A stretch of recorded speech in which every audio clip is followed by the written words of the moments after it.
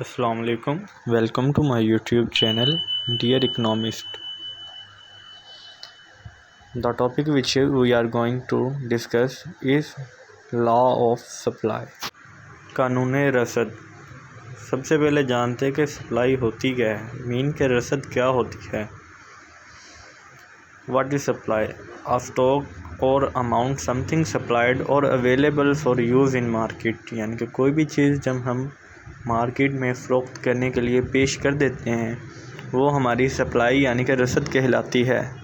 ऐसे ही इससे मिलती जुलती चीज़ हमारे पास स्टॉक भी होती है। आजकल हम इन दोनों चीज़ों में कंफ्यूज हो जाते हैं। चले आए स्टॉक और सप्लाई का डिफरेंस पढ़ते हैं। Stock refers to the quantity of commodity available with the producer for present और फ्यूचर सेल। स्टॉक हमारे पास हर वो चीज़ है जो हमारे गोदामों में पड़ी होती है, जो हम इन फ्यूचर ज़रूरत पड़ने पर फ़रोख्त कर सकते हैं। Similarly supply refers to the quantity of a commodity offered for sale corresponding to different possible price of commodity. अब स्टॉक हमारे पास वो चीज़ है जो हमारी गोदामों में पड़ी होती है, हमने इन फ्यूचर वो सेल करने के लिए मार्केट में लानी होती है। जबकि सप्लाई वो चीज़ होती है जो हमारी मार्केट के फ्रंट पे पड़ी हो, हमने सेल करने के लिए अपनी मार्केट में लाए हो।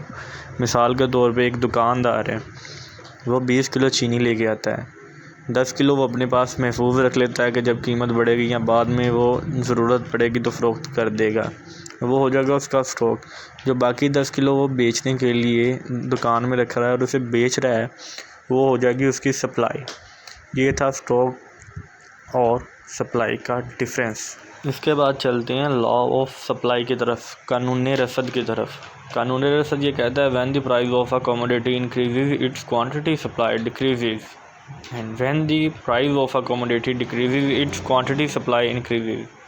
लॉ ऑफ डिमांड में ये चीज़ें मुख्तलिफ थी। जब प्राइस बढ़ती थी तो उसकी डिमांड कम हो जाती थी, लेकिन सप्लाई में ये चीज़ें डिमांड के ओपोनेंट हैं और ये कहते हैं कि जब किसी चीज़ की कीमत बढ़ती है तो उसकी सप्लाई बढ़ जाती है, और जब किसी चीज़ की कीमत कम होती है तो सप्लाई भी कम हो जाती है। इसकी मिसाल कुछ इस तरह से लेते हैं कि जैसे गोल्ड है हमारे पास, अगर सोने की कीमत बढ़ जाएगी तो जो मुख्तलिफ़ लोग हैं, मुख्तलिफ़ दुकानदार, ब्रोकर हैं, उनके पास जितना भी सोना पड़ा होगा वो उसे सेल करने के लिए मार्केट में ले आएंगे। लेकिन लोगों के पास इतने पैसे नहीं होंगे, ख़रीदने वाले कम हो जाएंगे, डिमांड उसकी कम हो जाएगी और सप्लाई उसकी बढ़ जाएगी। जिस तरह से किसी चीज़ की कीमत बढ़ती जाएगी उसकी सप्लाई बढ़ती जाती है। आएँ गोशवारे के ज़रिए लॉ ऑफ सप्लाई को समझने की कोशिश करते हैं। प्राइस यानी कि पी पे हम कीमत को रख लेते हैं और क्यू एस यानी कि क्वांटिटी सप्लाई, उस पे हम मिकदार लिख लेंगे जो सप्लाई के लिए पेश की जाती है। जैसे कि कीमत 0 होगी तो सप्लाई भी 0। कीमत किसी चीज़ की 1 होगी, बेचने वाले 5 होंगे। जैसे जैसे कीमत बढ़ती जाएगी 2, बेचने वाले 10, कीमत 3, बेचने वाले 15, कीमत 4, बेचने वाले 20, कीमत 5 होगी, बेचने वाले 25 हो जाएंगे, कीमत 6 होगी तो बेचने वाले 30। यानी कि जैसे जैसे कीमत बढ़ रही है, क्वांटिटी सप्लाई, मार्केट में चीज़ की सप्लाई बढ़ रही है, बेचने वाले लोग ज़्यादा हो रहे हैं, मार्केट में चीज़ वाफर मिकदार में पड़ी हुई है। ये टेबल के ज़रिए ही समझा है हमने लॉ ऑफ सप्लाई। अब इसकी डायग्राम बनाते हैं। गोशवारे में मौजूद मालूमात को पुट कर देते हैं। पी को लिख लेते हैं एक्स एक्सिस पे और क्यू को लिख लेते हैं वाई एक्सिस पे। प्राइस इसकी नीचे से ऊपर की तरफ बढ़ रही है और कीमत 0 से 35 तक क्यू की तरफ बढ़ रही है। कीमत 1 थी और बेचने वाले 5 थे, 1 को 5 से मिला देंगे।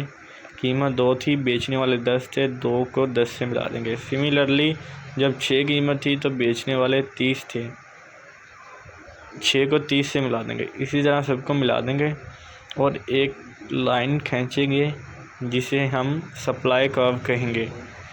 सप्लाई कर्व को सब पॉइंट्स को मिलाएंगे और ये हमारे पास रेड कलर में सप्लाई कर्व बन जाएगी। इस कर्व को हम नीचे से जब ऊपर की तरफ देखेंगे तो हमें ये मालूम होगा कि जब किसी भी चीज़ की कीमत बढ़ती है तो सप्लाई बढ़ती है, अगर कीमत कम होती है तो सप्लाई कम होती है। ये है हमारा लॉ ऑफ सप्लाई, कानून रसद। Thanks for watching this video. For further videos, subscribe my YouTube channel, Dear Economics.